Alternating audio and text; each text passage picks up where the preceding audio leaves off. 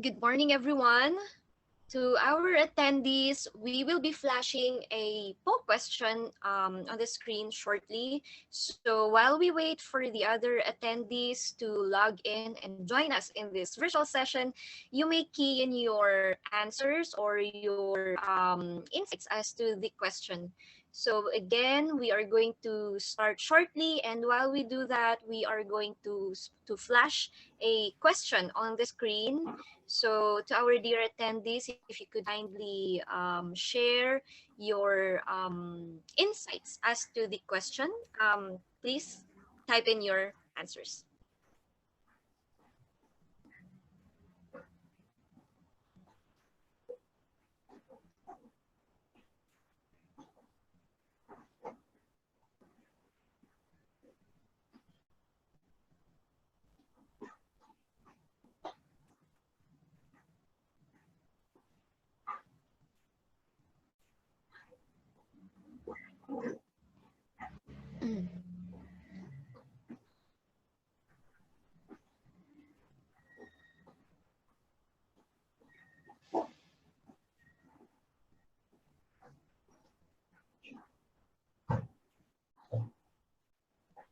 So there, I hope you can see the screen. The question is, what is one important skill that you think everyone should have?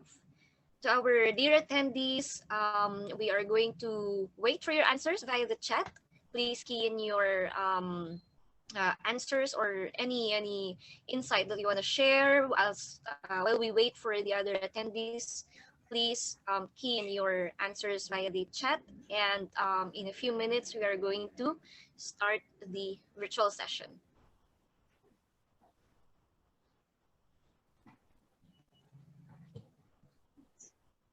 Thank you, Pak Hansen, for sharing, and Eclavia, thanks for sharing digital skills and empathy. Pak Hansen said critical thinking. Yes, I think I can agree to that. So to our other attendees there, strategic decision making, of course, problem solving. Yeah.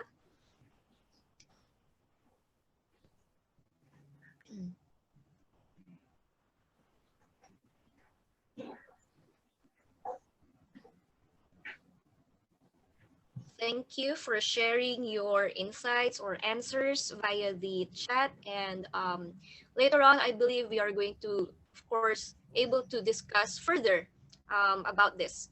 And we have few more minutes to wait for the other attendees. And if you want to add anything else apart from your initial answers for this question, please feel free. Just send them via the chat, and we can discuss further later on.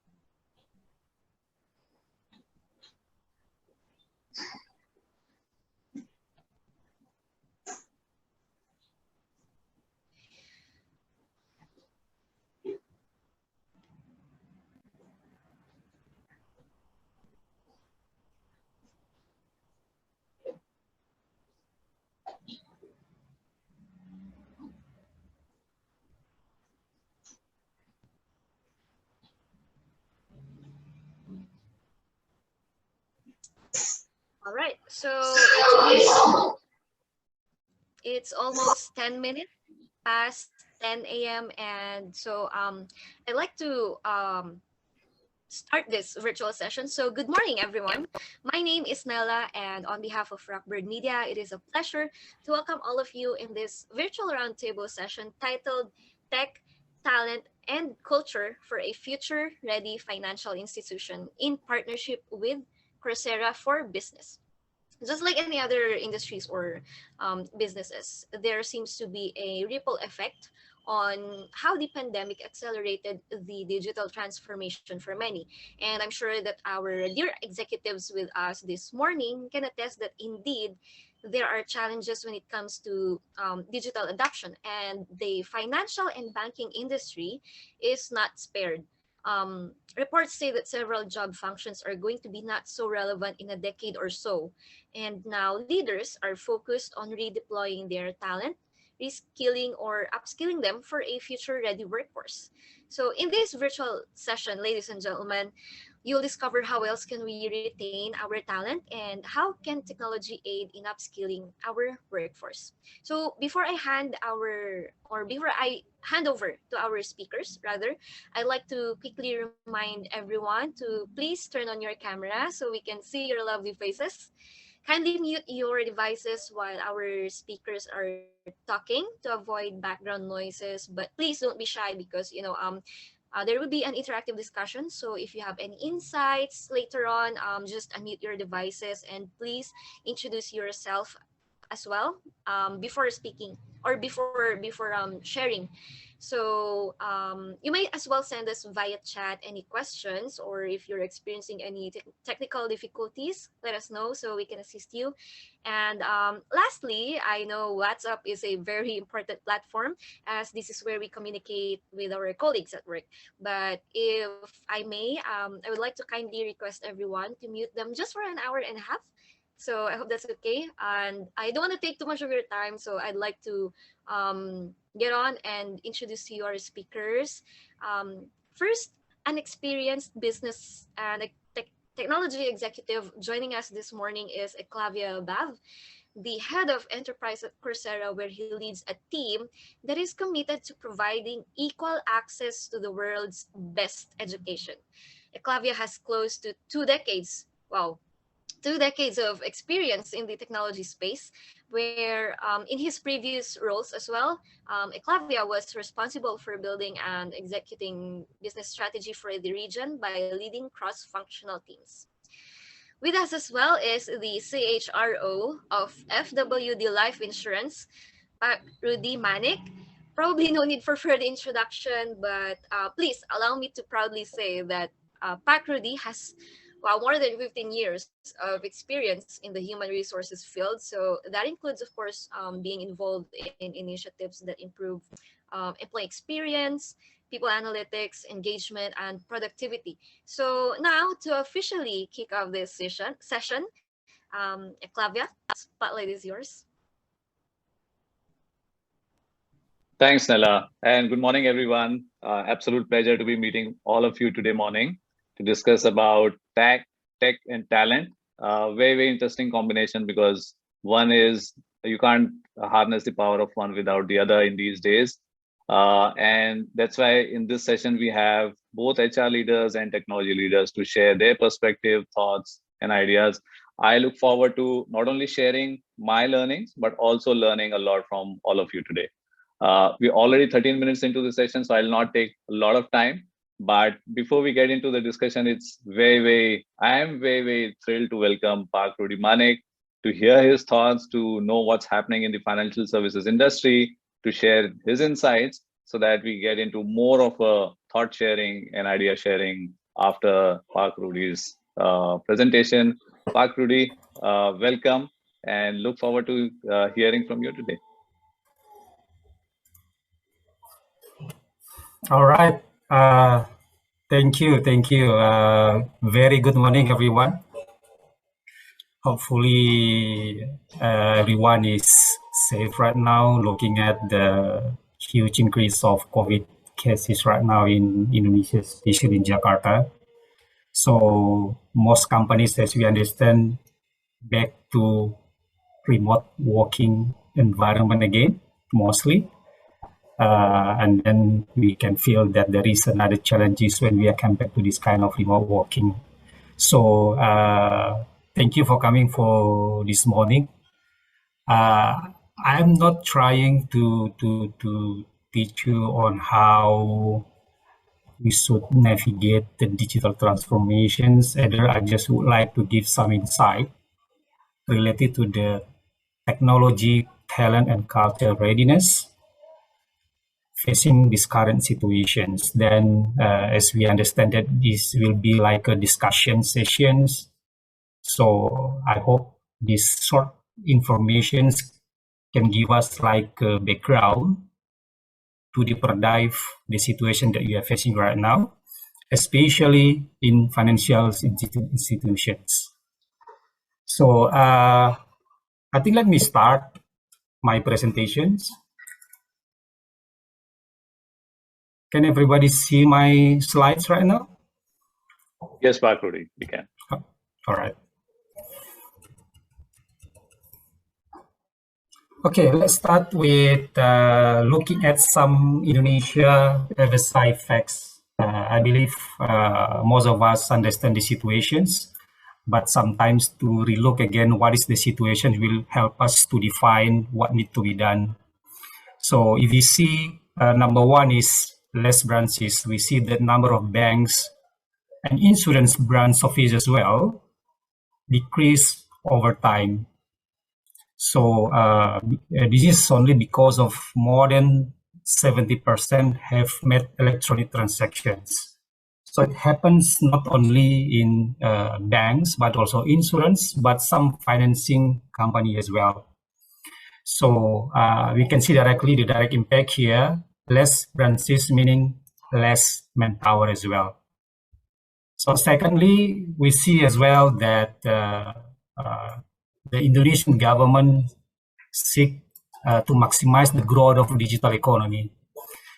The target to have like $100 billion by 2025. Even recently, from private companies saying that it could achieve more than 130 billion USD in the digital economy in Indonesia. You can imagine the big opportunity that we can have in digital economy as well. The third one is the Fintech Financing. This is another fact as well. The amount of Fintech Financing reached 32 billion. If you put it in US dollar, I think it's around 2.3 billion. So we have right now like 6.9 million borrowers and like around 272,000 lenders.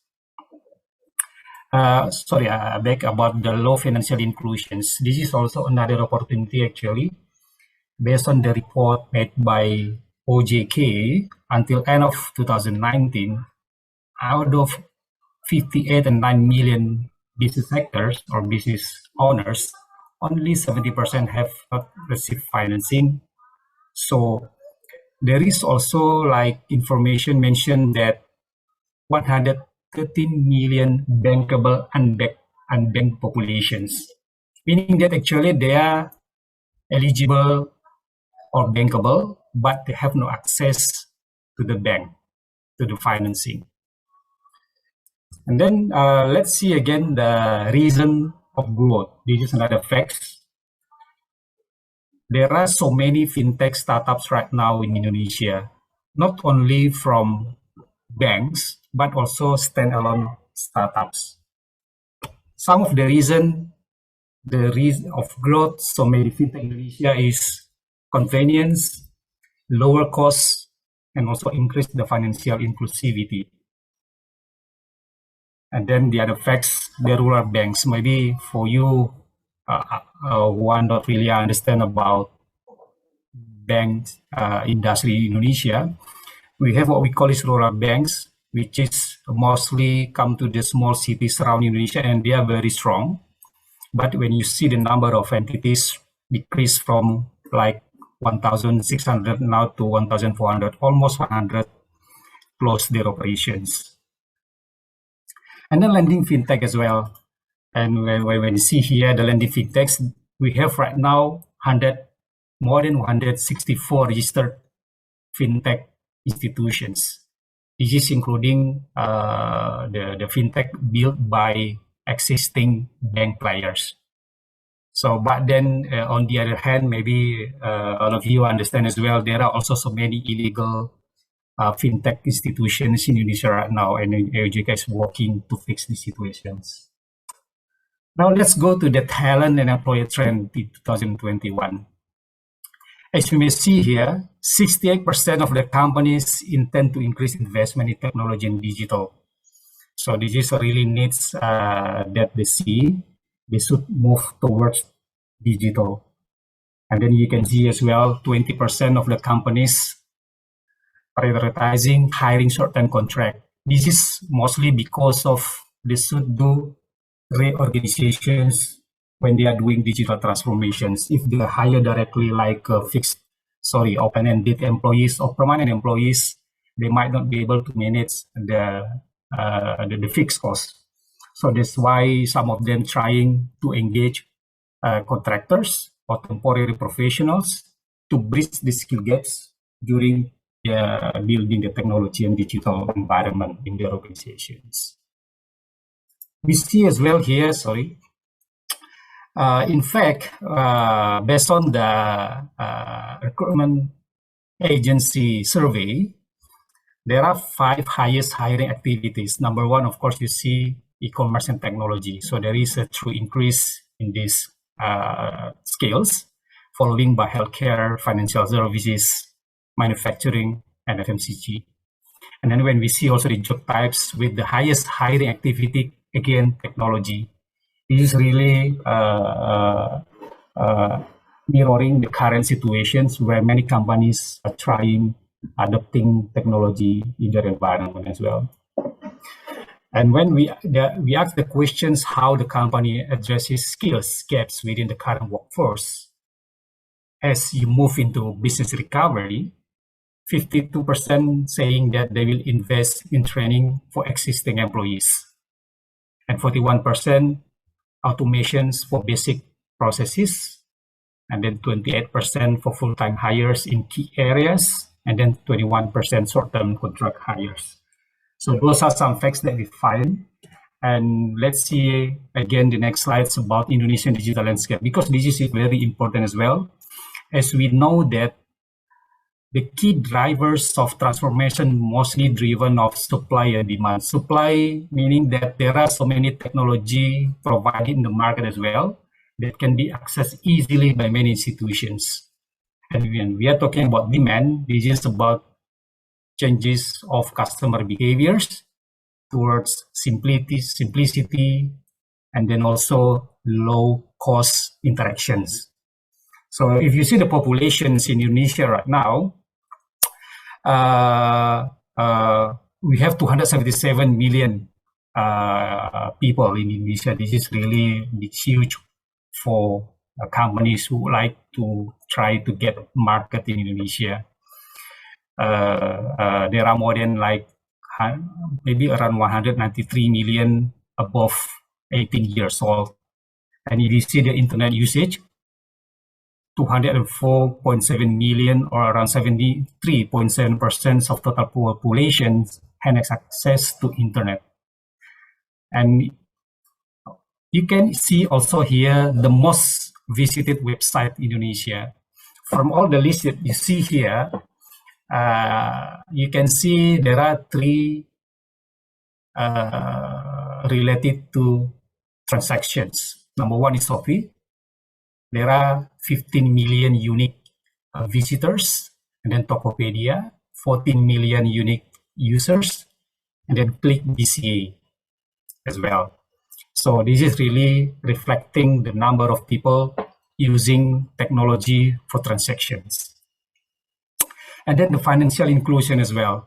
When you see in financial inclusions, unfortunately, it is still quite low in Indonesia. So from the total population of age 15 and above, only around 34% has an access, or maybe equal to 68 million populations. This is still quite small. If we can try to compare, for example, with BCA, maybe BCA has around 25 million customers right now. as one of the biggest private banks in Indonesia. And then if you compare with Bank Mandiri, based on the Q1 2021 reports, they have 22 million customers. So you can see there are so many people which has no access to financial products. And you see as well here the online financial services. The use of online financial services is only like 28.8%, quite low, which is maybe around more than 55 million populations. And then go to the next information about customer digital payment. It is like 180 million. So, but if you see here, the increase almost 50% year on year, meaning that there is a huge potential and there is a movement towards digital in regard of payments. Yes, let's go to the next slides. So this is some of the research has been done explaining successful digital transformations in some organizations. The number one is organizations with successful transformations deploy more technologies others than do. Don't talk about, before we talk about digital transformations, even when we talk about transformations standalone, is really hard already. And based on many experience, concludes that digital transformations even harder, even more challenging. So, but then if you see here on the slide, some research that done through transformation showing that the success rate is very low. It is only 30% succeed when they are doing transformations. And then you can see as well, 60% have successfully improved the performance if they equip them with the sustained change in the long term, only 16%. And from the 16%, only 7% mentioned that there is a performance improve, but that those improvements were not sustained. So maybe they can get some benefits for the transformations only for a couple of years, but then in the third years, the benefits is lower, and then they don't get the impact anymore. And then 26% success rate in digitally savvy industry. Only this is explaining that even though you are working in the very high tech industry, like technology companies, media, telecommunications. In fact, when we see here, only 26% saying that they can complete the transformations and get benefits from the transformation as well. Even more harder when it comes to traditional industry. Traditional industry means they're like oil and gas, automotive, infrastructure, pharmaceutical companies. It's only like a 4 to 10% saying that they are successful in digital transformations. So, but then based on the study, we can see that the more technology and digital embedded to the transformations, the more successful your transformation is. So this is the one of the key learning that we can get from many research doing recently. So now let's see what's the impact of talent and culture readiness when we are talking about transformations. If you can see the data here, number one, there should be digital savvy leaders. So this is based on the research done for many companies who are doing the transformations. Because when you're talking transformations, it should take place at all levels, especially when it comes to talent and capabilities. So in general, there will be two kinds of leaders that should be embedded to the organizations when they are doing transformations. Number one is the senior leaders who will be like the advocates or the champion of the transformation itself. Because you can imagine that, especially in financial industry, there are so many executives who have been working in that industry for long, like 20, 25 years, mostly. It is not easy to try to influence them to lead the transformation. So that's why when they are doing transformation, they need to inject the new leadership team. Not necessarily related directly to transformation specific roles, but other executive position as well, who will be championing the transformation. So this is very important. Secondly, the must have also capability building workforce of the future.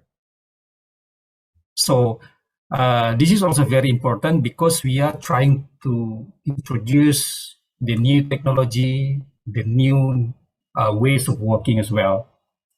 There are a few things that we can do usually. Number one, we should redefining individual roles and responsibilities to make it align with the transformation goals.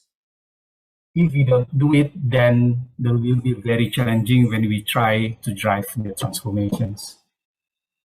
Secondly, usually they will hire what we call technology innovation managers, because this is very important as well.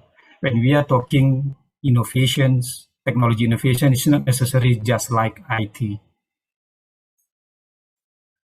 This will help the company to bridge potential gaps between the traditional and digital part of the business.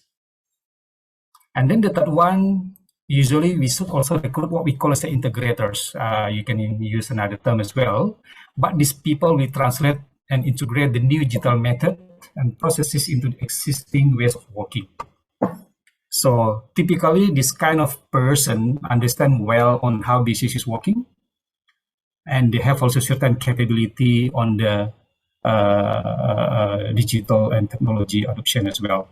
So there should be someone that can integrate those two important things when doing transformation.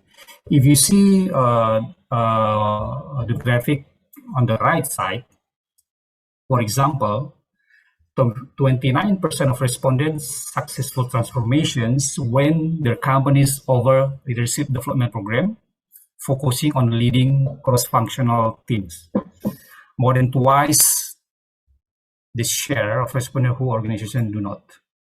So you can see some initiative that done on building capability, leadership program, and then others program develop skills for coaching others in new ways of working, and then identify skills required to deliver digital products and services, and then sets hiring goals based on specific skills needs, quantifies gap between current and needed skills to deliver digital products and services in portfolio, define skills building programs are necessary to run, and then offers multi-session learning programs to develop employees' knowledge and train on the new behaviors and mindset.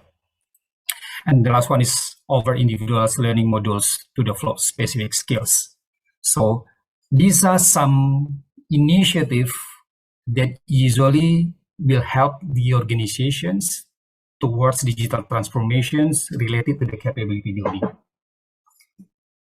And then the third one, of course, we are talking about empowering people to work in new ways. Based on some research saying that more than 45% executive feels that culture becoming the most challenging part when they are doing transformations. So this is very important as well to make sure when we are doing transformation, we have also the right culture, the right mindset, the right behaviors. We cannot argue anymore that digital transformations require cultural and behavior changes. Some of the behaviors usually like risk-taking, increased collaborations, customer centricity, continuous learning, open work environment. And of course, at the same time, we need to empower employees to embrace the changes as well. Sometimes when you try to instill the new behaviors, but we don't empower them to embrace the changes, it will be very challenging as well. So it is important to firstly reinforce new behaviors and new ways of working through formal mechanism. Many things that we can do, for example, some companies are trying to encourage employee to have bottom-up innovations. So the ideas come from the employees. We can assess as well our current organizations whether most ideas coming from the top. If you want to make sure the digital transformation successful, we should try to encourage bottom-up innovations. And then also we need to ensuring people in key roles play parts in reinforcing change and also, of course, challenge the old ways of working as well. So this is sometimes the very challenging part when we are talking about how leader should be playing the key roles and then set the tone right from the top. And then we will need as well all the leaders and the key roles ensuring collaborating with others when it comes to transformation as well. And then the fourth one is the digital tools upgrade. This is also very critical. I will put my concern more into how we use digital tools to access informations. Because in many transformations, when we give less information to the employees, there will be impact on engagement of the employees toward the transformation as well. So we can try to introduce new technology and then as well try to implement like a digital self-service technology for employees and business partners before we are talking about customers. So same with us. For you who are now in HR, maybe you understand as well. When you are trying to improve customer experience, you better improve our employee experience first, because the good employee experience will also result into the positive customer experience as well. And then how we can also modify our, for example, SOP to include the new technologies into the process as well. This is some of the actions that most companies are doing when they are doing transformations. The fifth one is transparent communications on transformations. This is also very critical. Again, as a human, there is a need for us to understand what is our role in the organizations, what is our personal contributions towards the transformations. So communicating a change story and fostering the sense of urgency is very critical as well. Maybe for you who are right now on the transformations process in your organizations, there are some ideas that you can do to tell the story of transformations, but mostly the must-have content, you should be able to communicate the targets of the company, the target of the transformations, what we need to achieve. And then secondly, communicate clearly on the timeline on what kind of digital initiative that we want to do. And the third one is what key digital initiative that will be implemented, what and why as well. And then we can also communicate about how digital initiative would enable our company to reach the business goals as well. So this is some of the content that we can try to communicate in our change story. Usually many companies will not do this like a very formal communication process. They can do it in a nice way. They can do it in a different way, like a storytelling. It will help the employees to understand the message and what need to be achieved in the transformations. So those are some insight that I can share this morning. Again, this is based on some of the experience done by many companies when they are doing transformations. Hopefully, it can be like a baseline for us to discuss further. All right. I think that's all from my side. Thank you. Perfect. Thank you, Park Rudy. This was so interesting. And I take away a few things from your talk. One is, I mean, earlier 10 years ago, if you were to look at the trends and analysis of every country, the trends would have been very different. What you see in Australia, what you see in Indonesia, what you see in India would have been very different. But now across the world, the trends are becoming more and more similar, because I think the way the businesses are working, the people are interacting with each other are becoming more and more similar. And in terms of three other things that you said are big takeaways for me. One is almost 70% of the organizations are looking at increasing technology investments, which is very natural, right? For last 2 years, right from grocery to banking, everything we have done from home. So it's important that the businesses move online. Second is important of skills and the gap of skills that we are seeing, because of which there's a lot of temp hiring which is happening. And third is making employees happy, because I mean, that's where the empathy comes from. If you are empathetic to your employees, if the employees are happy, they will make sure that the end customers and clients are happy, and they will be empathetic to them.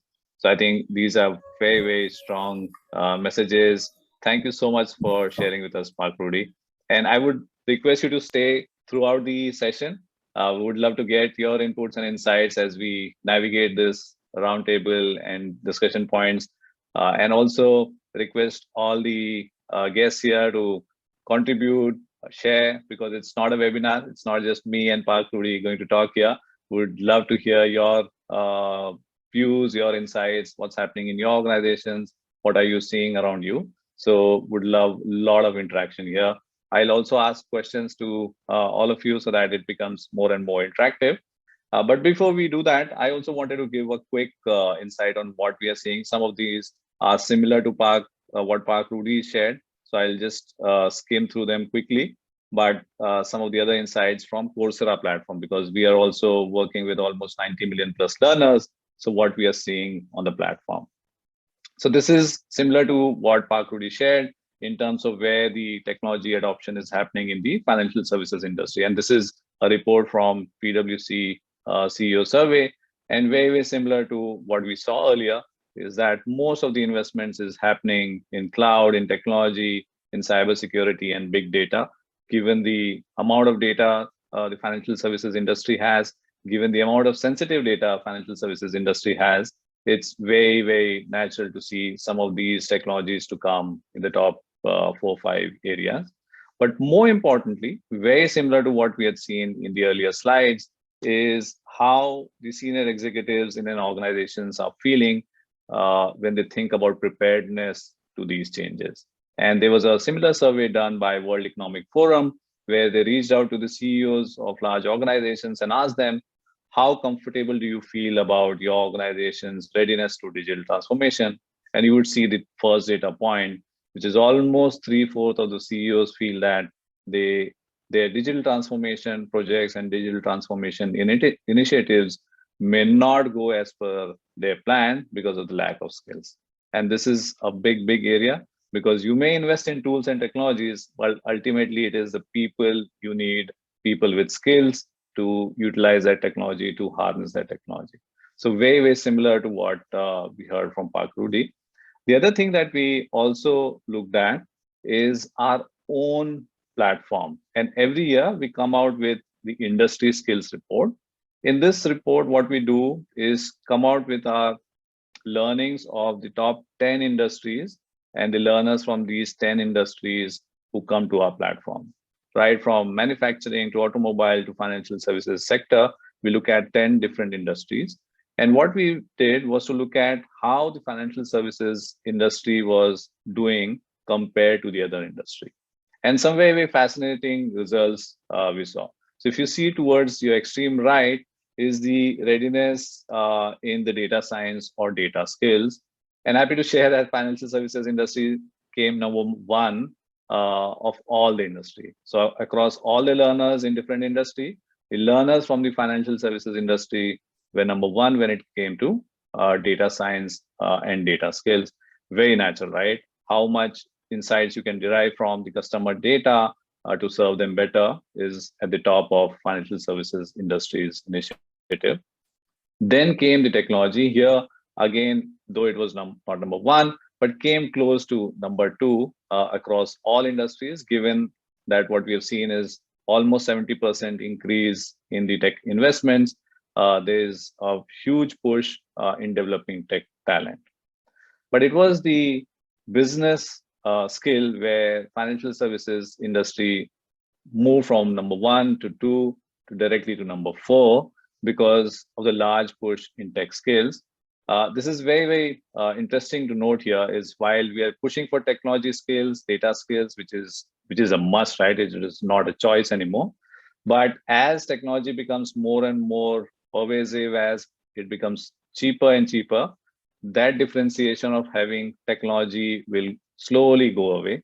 And it will ultimately come to what kind of business skills, what kind of CX, customer experience skills your staff has, and that will create a lot of differentiator. So, I mean, these are some of the insights that we saw from the industry, but also from what we are looking at on our platform. And I would just stop sharing here, but also want to quickly get to our panel here and get some insights on how do you think these are panning out across your organizations and the other organizations that you see in your vicinity. And we have a good mix of tech leaders and HR leaders. But since we are talking about technology, investment in tech, I may want to go to the tech leader that we have with us here. Hansen, if I may come to you, if you think about technology and all these tech related skills that we are talking about, what do you think in how ready the organizations are when it comes to tech skills? Yes. Yes. Sorry. A simple thought from my point of view is that technical is now more engraved in the business itself. Now, I think one of the key variables that we need to consider when we're talking about manpower, when talking about human resources, is basically bridging the gap between technicality and the business itself, and how it bridges and creates connecting within IT solutions and business needs or business edge. That's something that is always a challenge. I think that is something that any company that able to handle this will definitely give themselves a big leverage. So I think in terms of this topic, I think that will be the main point rather than the other thing. Yeah, very, very interesting point you made here. And first of all, thank you for switching on your camera. Good to see you as well. Good to put a face to the name. That's the technology, right? In a real world, if we were sitting in a room, there was no option. And you see people, you meet people. I think more human connection here. So thank you for switching on your camera. I think that's a very, very valid point that you made, and good to hear from the tech leaders' perspective.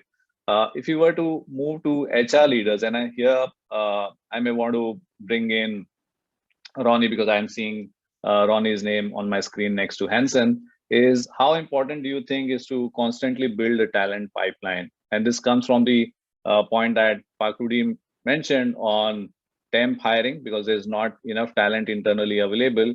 So Ronnie, if I may come to you and ask you how important it is to continuously build an internal talent versus looking for talent from outside. Okay. Yes. So are you talking to Pak Ronnie? Yeah. Okay. Come again, Clavia, should I say? Yes.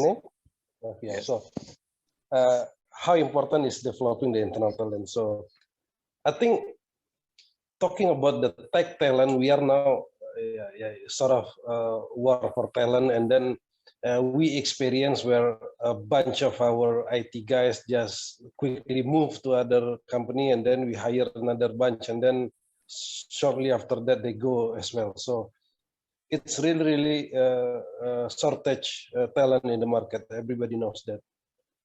That's why we see that we are on the dilemma. Of course, we see that we need those skills immediately, but then relying on the market, the supply is not enough. Building in ourselves internally, that will take some time. I think what we do now is a combined approach. There's no option. We need to do both. We buy from the market, and at the same time, we create a kind of trainee program internally to develop skills in the highly needed area of skill. So that's what we do. I mean, yes, talking about bank, the OJK people say, banks, you are doing the same thing altogether. You are focusing on technology solution. That's on the forefront strategy of every banks. So even OJK noticed that, but then yes, it is what it is. Like the numbers that showed by Pak Rudi Manik before, that the development of system-based transaction is increasing, and also we see that the number of financial inclusion is still low, and then we see it as an opportunity for more market there. So technology is, of course, the forefront of strategy for every bank, and then the need for the talent, yes, and we do it both ways, buying and developing. Yeah, I mean, very interesting points. Hiring talent from outside, but also equally important nowadays is to develop talent internally. And I see when I talk to the banks, it works both ways, right? For the banks, it is good to have a talent pipeline, but also it gives a good message to the employees that the bank and their organization is investing in them, because they could see a constant, continuous growth in their profile. They know that they will be relevant in the roles that the banks will come for. So I think it works very, very well for the employee motivation as well. And talking about skill, there are some skills that you want to develop quickly, but also there are skills that you want to develop over the next 2 to 3 years. And that's why continuous learning becomes very, very important. If I may come to Nesia, how important do you think is point of continuous learning, and what are some of the things that you do or you feel are important to build a culture of continuous learning? Because now it is not about just building a skill for next 3-4 months, but every 1 year or 2 year, the new skill requirement will come. So it becomes very, very important to have that culture of continuous learning. So Nesia, if I may come to you and get your thoughts on how important that culture of continuous learning is, and what are some of the ways that you think could be used to develop that?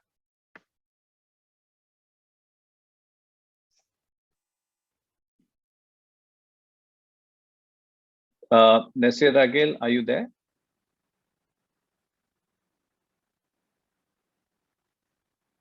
So maybe in the meanwhile, when Nesia comes in the meanwhile, can I request Ibu Retno to share your view in terms of building a continuous learning culture in the organization? What are you seeing in your organization, and what are some of the ways that you think that culture can be built?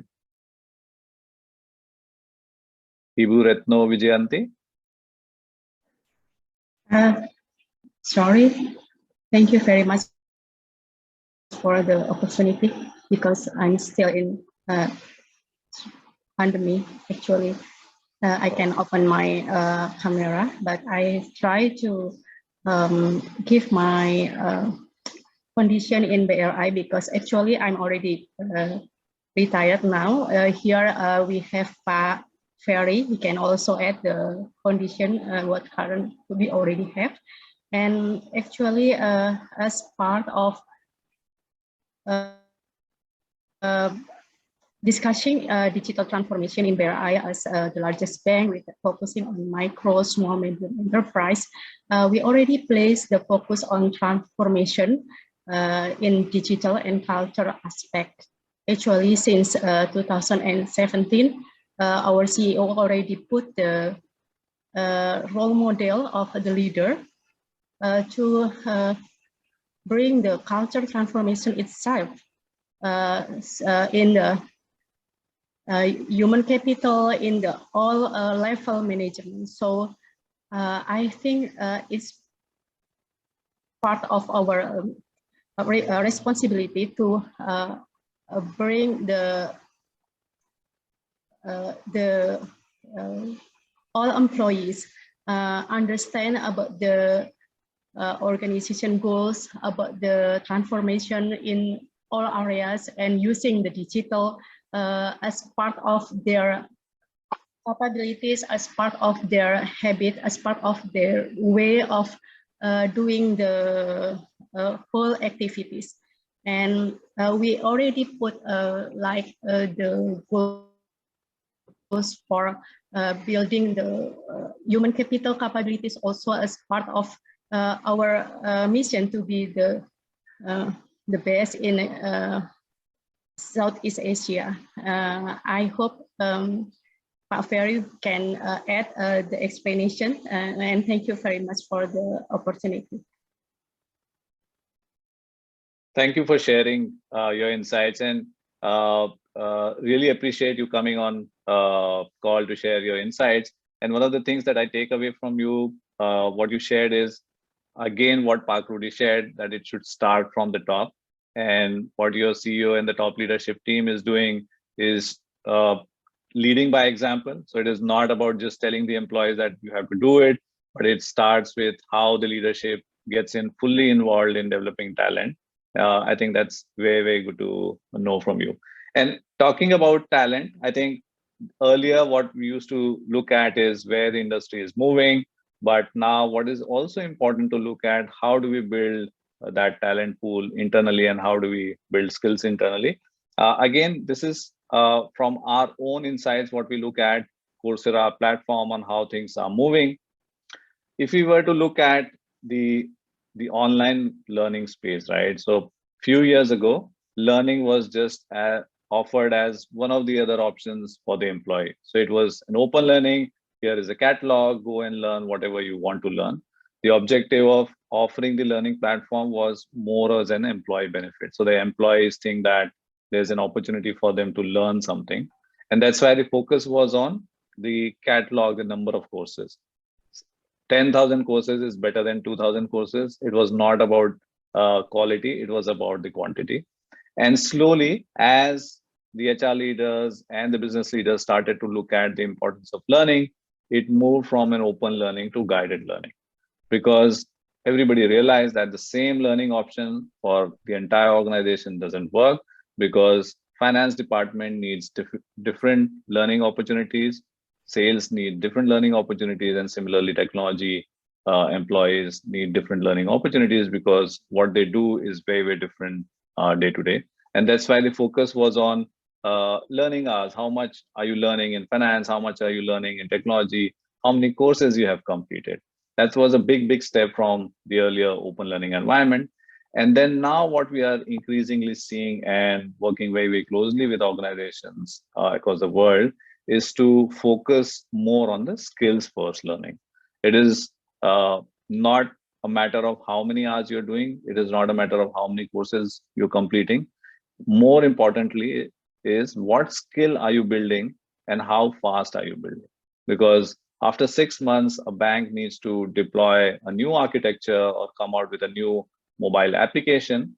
The bank leaders will not look at how many certificates you have, but they will look at what skills do you have, and do you have enough skills to help bank come up with a new application.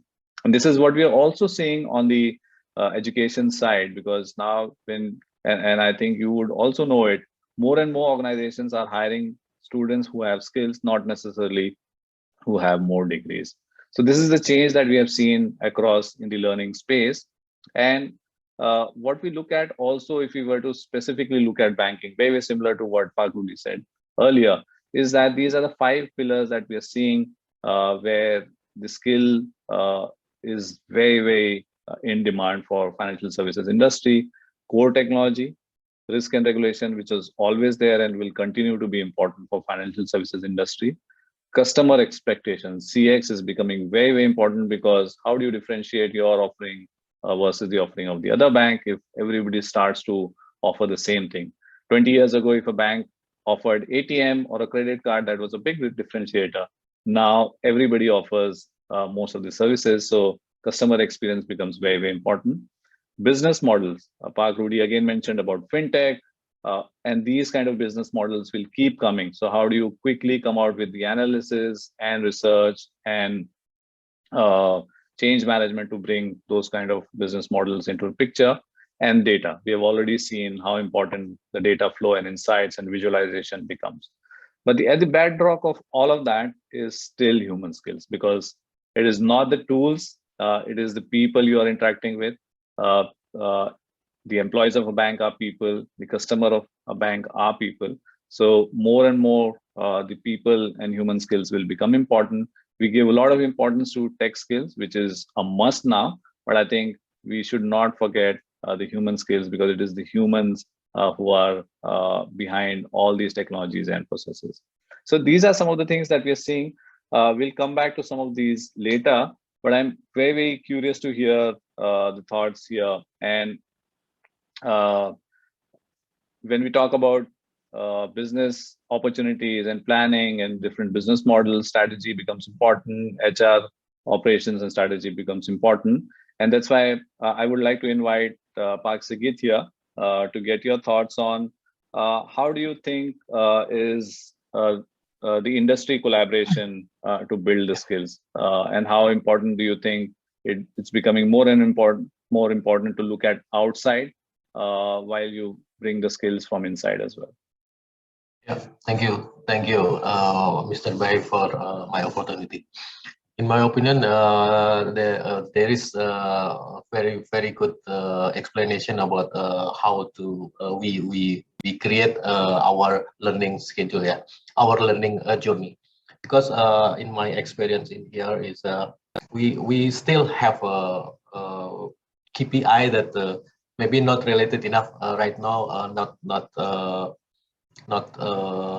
viable right now for the learning journey that you already mentioned. We have like a learning hour and then number of learning, but maybe the focus of that I think going to be powerful in the next year. Yeah, I'm very agree about your proposal about how we can very have a theme for the learning journey or for each specific function within organizations. For example, that we try right now to make offering like that, but I think it's very hard to make like a work.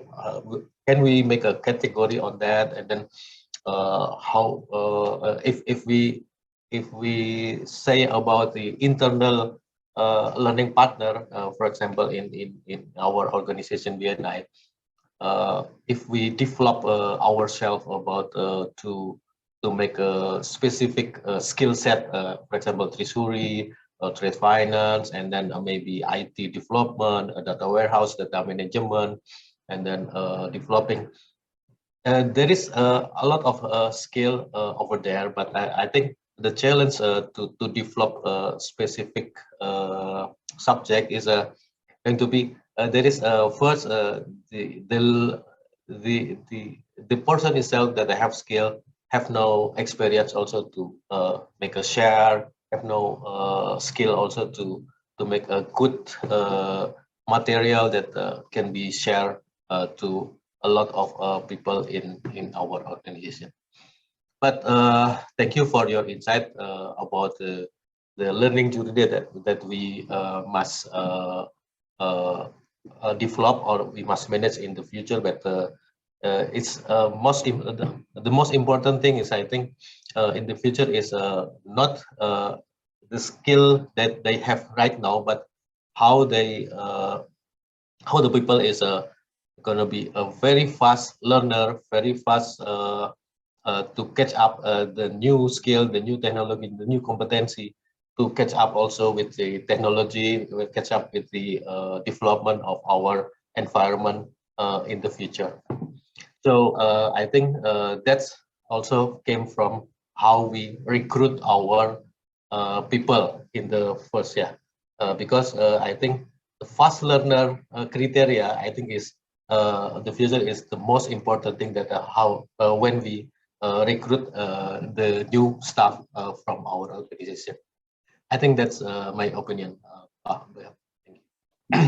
Thank you, Park Sigit. And I think you made two important points. One is talking about the future ready banks and how important the skilling will be, and also how fast you can build that skill. That's very, very important, because everything around us is so dynamic, so fast that you do not have 2 years to build a skill. Sure. By the 2 years time, you build a skill, that skill will not be very relevant. Some other thing will come in 2 years. So I think very, very relevant point you made around fast skilling. Maybe if I may chip in a bit, please. I was hearing the situations mentioned earlier, I think by Pa Roni, mentioning about the tech talent supply, right? And then we linked it to how we can develop internet talents and how we can equip them with appropriate skills and knowledge as well. For sure, I'm echoing what she mentioned earlier. This is happening actually not only in financial industry, but across industry. In fact, the financial industries are not competing with the peers only, but also with other industry. Even right now with the fintech, right? Like we have here Gojek, Traveloka, we are also fighting with them to get the tech talent as well. But if I observe, some companies are trying to recruit rookie and mediocre talents, and then include them in a comprehensive internal development program.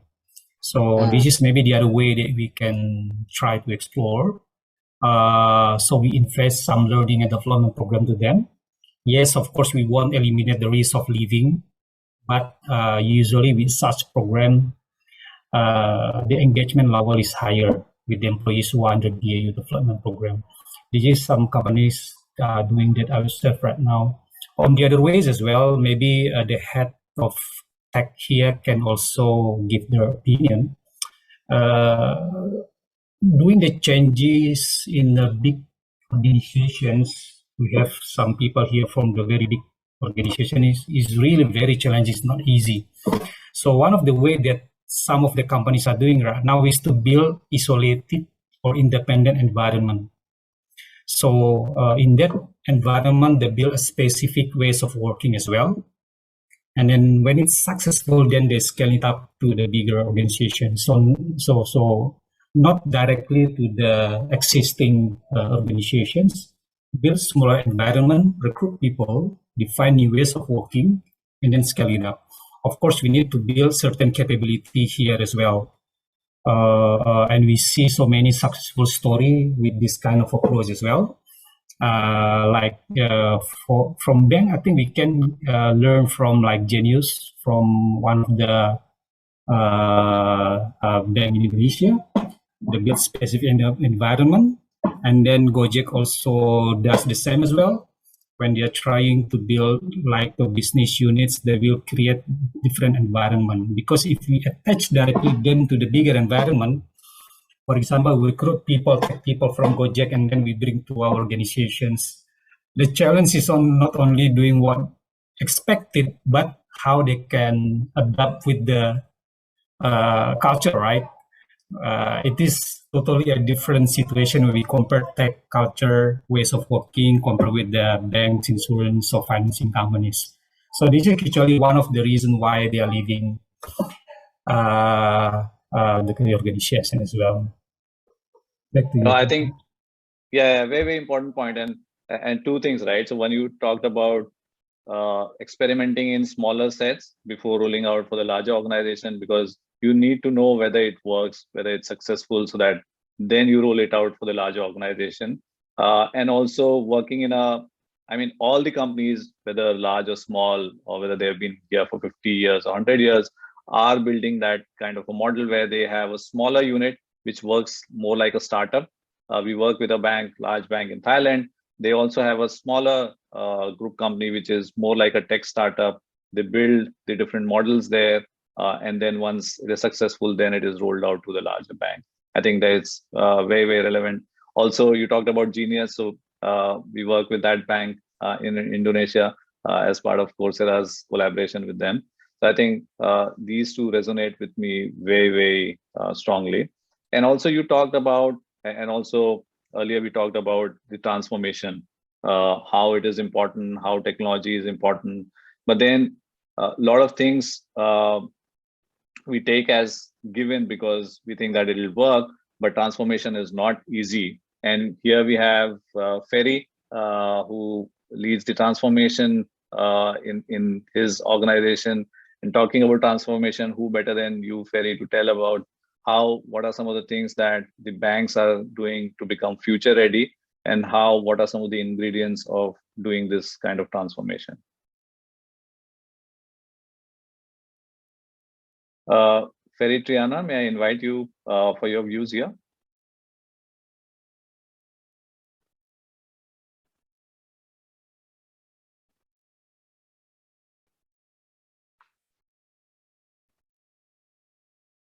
Yes, I can see you now. You'll have to unmute as well. Okay, I'm sorry. I have another meeting now. Can I get the question again? Yeah. I mean, since you're part of the transformation, I just quickly wanted to hear your thoughts on what are some of the ingredients of building a transformation culture in an organization, and if there are any challenges, how do you navigate that? Yeah, sure. I mean, the culture become our main concerns as the corporates for BRI, because it really determine our implementation quality of our transformation. So the challenge we face for the culture transformation, of course, is the number of the employee. So the company I work for, BRI, has 130,000 employees. So it is a really big challenge for us. So that's why, I mean, the role model approach for the transformations, for the culture transformation, really help, because those employees sometimes, if we create some transformation program, for example, it will take a quite long time until the lowest levels of the employee can understand what is the meaning and how to implement the transformation. So I think the role model transformation, and also how we can communicate the transformation itself, the benefit of the transformation is really become the key points for our success in culture transformations. And the last one is the technology approach, because how we can develop the information, the information system, how we can develop the campaign for our employees in all levels, it really can be helped by the technology. So, for example, we now try to develop the role-based learning process for our learning journey. So it's based on the people analytics. So that's what we can do to accelerate the transformation itself, especially for the culture. Thank you for sharing your experience and insights. And I think what you made share makes a lot of sense, because you talked about transformation not being just a boardroom topic, right? Transformation means that each employee at the branch level, or whatever role that they are playing in a bank, understand the importance of transformation and what it means in their day-to-day job. And second is building a system or a technology platform where it helps each and every employee to build skills which is needed for transformation. And talking about platform and technology, wanted to get thoughts from Pak Muklazia, Pak Muklaz Yusufi. If I were to ask you based on, we all know, right, it is important to build technology platforms for employees to build skills. But what are some of the roadblocks that you face when you look at building learning programs and when you think about learning platforms? Yes. Okay. Thank you. Some of the roadblocks, right? First of all, before I talk about roadblocks, probably I'd like to highlight the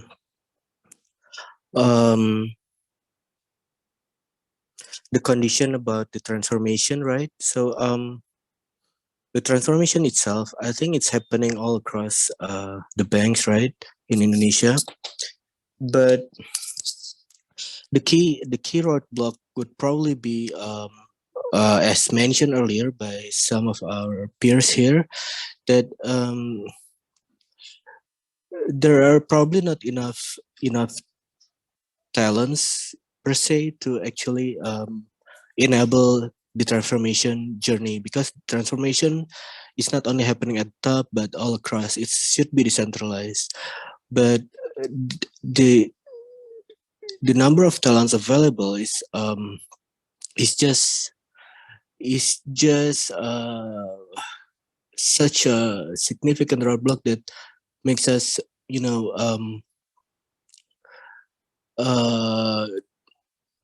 not making the significant progress that we want. So that's one.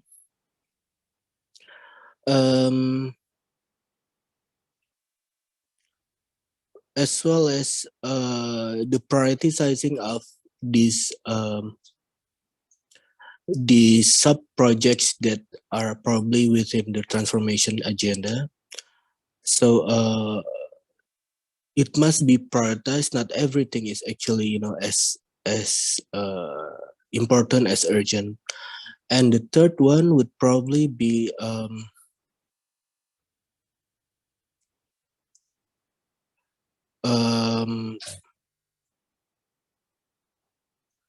well,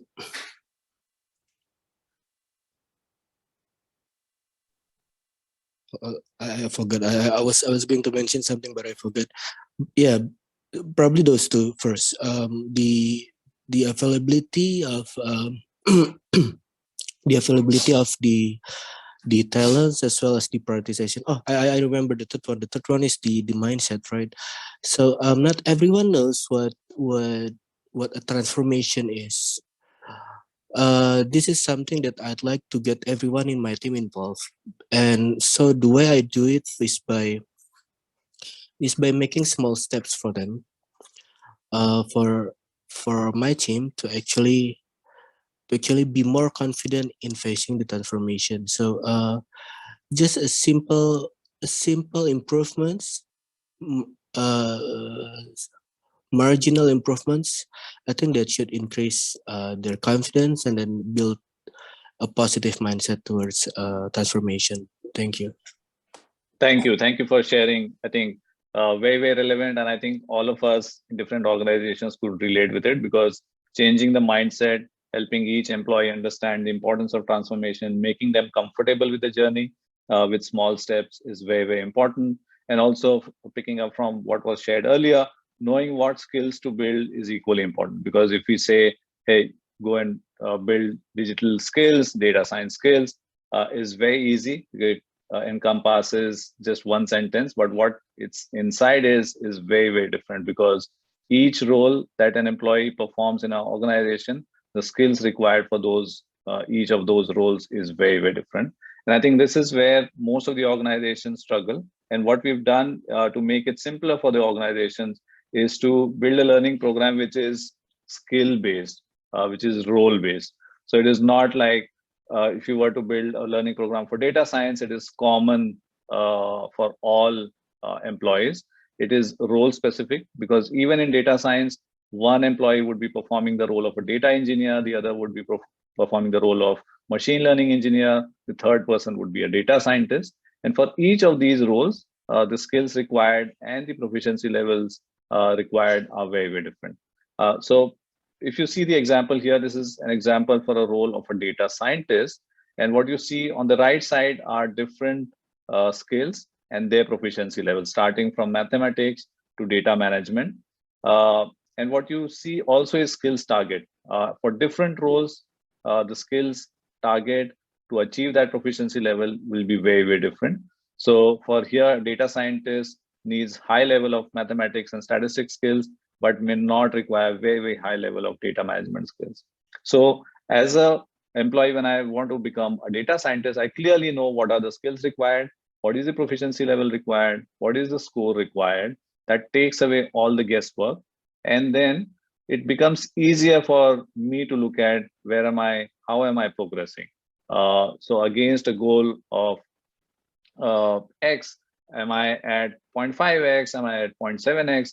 And with each assessments that I take, with each course I take, with each small skill that I develop, I know that I'm moving towards the skill required to become a data scientist. And to help the employee, what we also do is to come with a curated learning program. So for each of those skills to be developed, there's already a learning program which is created so that the employees don't have to find out which course is relevant to build that kind of skill. And each course also has its own assessment, and based on their performance in the assessment, the skills and the target and the achievement towards that target changes. And these learning program does not include only the courses, but they also include hands-on learning lab. And very, very important, specifically for digital skills, is opportunity for employees to practice what they're learning. And for data skills, if we were to work on a database, if you were to practice programming, you can't just do by seeing. You have to actually get yourself immersed into it. So what we also help employees do is virtual assessments, virtual labs, so that they can practice the real software and tool. And that's where they also are able to practice what they're learning and master the skill. And this comes in the form of academies. What you see is a data scientist role that comes in the Data Science Academy. And similarly, we've made academies across different functions, from leadership to data science to marketing and finance. And what you see here is an example of Leadership Academy. And all of us were talking about the importance of leading by example. It should start with the top leaders and leaders in each function and department. And what you see here is under each of them, different learning programs for different levels of leaders. First is for individual contributors, is to lead yourself, right? How do I lead myself with interpersonal skills, with storytelling, being able to have high emotional intelligence. Second is for managers, and Pak Rudy was talking about startups and fintechs. The average age is very low in these organizations. Many first-time managers very early in their careers. So what is the skill required for new managers? So there's a full learning program just for new managers. And then for senior executives like yourselves is leading the organization. So if you're managers of manager, if you're doing the full development of an organization or a department, you need a different set of skills. And finally, the transformation that we're talking about, full digital transformation. So what do you mean by digital transformation? What are the skills required to build an organization with digital transformation? So each of them is a skill set, and there are more than 300 such skill sets across different functions that we've developed. And they come with high quality content from leading university partners such as Yale, Northwestern, Michigan, etc., and also the technology partners such as Google, IBM, AWS.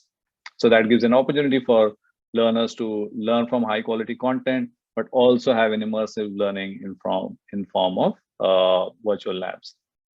The other thing that we have done, again, one of the guests spoke here about, is knowing what skills you need to develop. But before that, also knowing where you are. And this is something which is very, very important, is diagnostic. To understand that if I want to go from point A to B, knowing what point A is, knowing where am I right now, what is the skill level that I have. So for that, what we also have is level sets, which means that if I take a diagnostic test, I would know what is the skill level that I have. And based on that, I could have a learning program. And we've seen on our platform is that the employees who take the diagnostic test are more inclined to do more courses, more inclined to develop more skills, and also spend more time in learning, because then they know that, oh, I'm already at 30%, I just need to cover another 70% to build the skills that is important for me. So I think these are some of the things that we are seeing across when we work with the organizations. And last 5 minutes, I also want to invite Anung Laksana here. I think I see the name, but it will be good to hear from you your thoughts on, maybe I can put a difficult question here. How do you look at the ROI of learning? This is something which is debated, discussed all the time. But when it comes to ROI of learning, is there something that you look at when you think about investments in learning?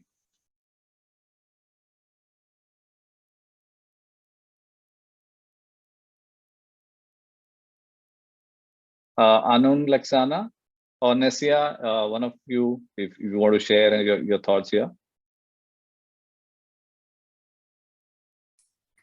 Sorry, I was put on mute. What is the Okay.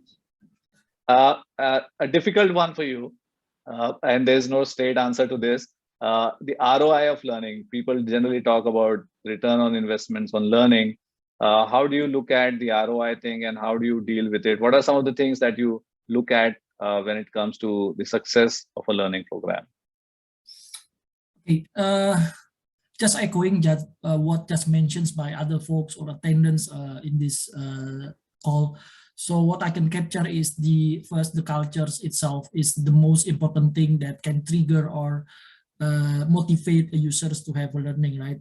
Because it will not be effectful if somehow there is no intentions or eager to from the user itself to learn new something, right?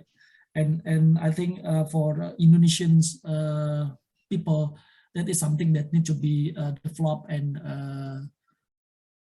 to be expedited for the socializations on how we can build a learning culture, something like that. That is my opinion. Yeah, very important, because I think when you think about return, it can't be just in terms of monetary, right? It is the time to market what you have built, how quickly are you able to respond to external changes, are you able to motivate people internally, are you able to find talent internally, are you able to increase the productivity of the employees? These are some of the metrics that are very, very important. And most important is what skills you are building. It is not how many courses you are completing, what skills you were building compared to 2021. Is the skill level of our employees better in 2022 is what we should be looking at. So I think that's very, very relevant. We just about time, last 2 minutes. I think I learned a lot today. And one thing that I could share with you is that, oh, so there's some poll as well. So while I share my last comments, would we get to good to get your feedback as well on the poll. But I think what is common is that all the organizations, even in different countries, are going through the same challenges, going through the same changes. And if you keep thinking about your own organization, I think you can take heart from this discussion is that everybody is going through the same pains, everybody is going through the same challenges. So it is not just you, but also I think the way the business leaders, HR leaders, and tech leaders are looking at building skills is changing. So it is not just learning, but also learning to build skills. Thank you so much for your participation today. And special thank you to Park Rudy for sharing his insights earlier. And I hand it over back to Nella. Thank you so much, Clavia and Pakrudi. Thank you as well for gracing this virtual session. And I'm pretty sure that our attendees enjoyed it. That was a very interactive session. And of course, yes, thank you to our attendees for taking the time, to be with us in this session with Coursera for Business. And please expect maybe someone from Coursera will get in touch with you, or you may want to directly maybe contact Clavia if you would like to continue discussion with him about about this session as well, or other related topics. And of course, to Pak Rudy, you may also get in touch with him via LinkedIn. And so, yeah, in behalf of Rockbird Media team, once again, thank you so much, everyone, for joining this virtual session. And we hope that we will be able to see you soon physically. And please stay safe. Thank you, everyone. Take care. Thank you. Thank Thank you, you, everyone. everyone. Thank you. Bye-bye. Take care. Thank you. Thank you. Bye. Thank you. Thank you. Thank you, everyone.